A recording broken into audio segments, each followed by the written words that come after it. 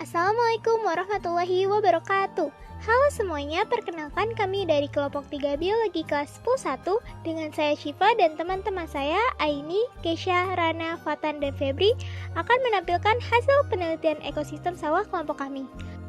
Sebelumnya, apa sih ekosistem sawah itu? Ekosistem merupakan suatu sistem ekologi yang terbentuk oleh hubungan timbal balik tak terpisahkan antara makhluk hidup dengan lingkungannya.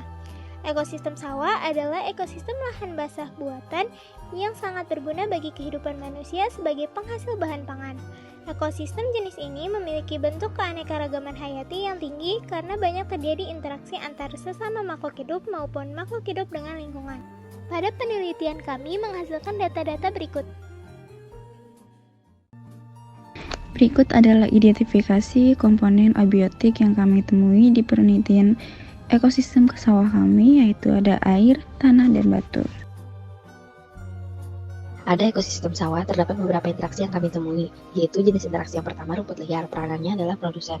Yang kedua padi, peranannya produsen. Yang ketiga bunga ketul, peranannya produsen. Yang keempat bunga matahari, peranannya produsen. Yang kelima pohon pisang, peranannya produsen. Yang keenam putri malu, peranannya adalah produsen. Yang ketujuh kupu-kupu, perannya konsumen. Yang kedelapan lebah, perannya konsumen. Yang kesembilan belalang, perannya konsumen. Yang kesepuluh ada capung, peranannya konsumen. Yang ke-11 jangkrik, peranannya konsumen. Yang ke-12 ulat daun, peranannya adalah konsumen. Yang ke-13 cacing, peranannya konsumen. Yang ke-14 kadal, peranannya konsumen. Yang ke-15 belut, peranannya konsumen. Yang ke-16 kodok, peranannya adalah konsumen. Yang ke-17 ada tikus, peranannya konsumen. Yang ke-18 ikan nila, peranannya konsumen. Yang ke-19 biawak, peranannya konsumen. Yang ke-20 ada ular, peranannya konsumen. Dan yang 21 ada elang, peranannya adalah konsumen. Pada ekosistem sawah terdapat beberapa interaksi yang kami temui, yaitu jenis interaksi yang pertama ada netalisme, contohnya kambing dengan ayam. Yang kedua ada amensalisme, contohnya padi dengan gulma. Yang ketiga ada protokooperasi, contohnya burung kuntul dengan kerbau. Yang keempat ada predasi, contohnya ular dengan tikus. Dan yang kelima ada kompetensi intraspesifik, contohnya sesama kambing jantan yang memperebutkan kambing betina. Yang keenam ada kompetensi interspesifik, contohnya belalang dengan ulat di daun yang sama. Yang ketujuh ada simbiosis mutualisme, contohnya kupu-kupu dengan mual ketul. Yang ke-8 ada simbiosis komensalisme, contohnya anggrek dengan pohon mangga. Dan yang ke-9 simbiosis parasitisme endoparasit, contohnya itu nyamuk dengan manusia.